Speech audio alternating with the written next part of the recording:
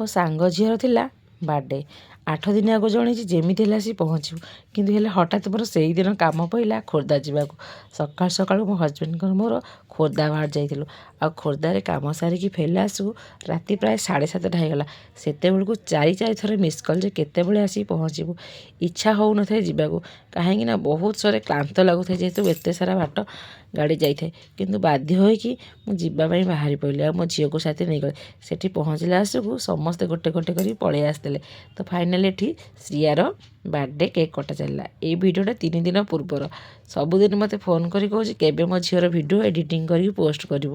ତ ଫାଇନାଲି ଆଜି ମୁଁ ତା ଝିଅର ବାର୍ଥଡେ ଭିଡ଼ିଓଟିକି ଏଡ଼ିଟିଂ କରି ପୋଷ୍ଟ କରିଛି। ବହୁତ ସାରା ତ ସୁଟ୍ କରିପାରିନି, କିଛି ସାରା ଭିଡ଼ିଓ ଯେତିକି ସୁଟ୍ କରିଥିଲି ସେଇଟାକୁ ଏଡ଼ିଟିଂ କରିପାରୁଛି। ଏଠି ସବୁ ଟିନା କ'ଣ କଲା ନା, ଆଉ ଯେତେକ ବଳକା କେକ୍ ଥିଲା କାଟିକି ସମସ୍ତଙ୍କୁ ଛୁଆମାନଙ୍କୁ ବାଣ୍ଟିଲା। ଲାଷ୍ଟକୁ ସତିକି ନିଜର ବାର୍ଥଡେ ମୋତେ ଆଣିକି କେକ୍ଟି ଖାଇଦେଲା। ଆଉ ବହୁତ ସାରା ସୁନ୍ଦର ସୁନ୍ଦର ରୋଷେଇ ଆଇଟମ୍ ହେଇଥିଲା।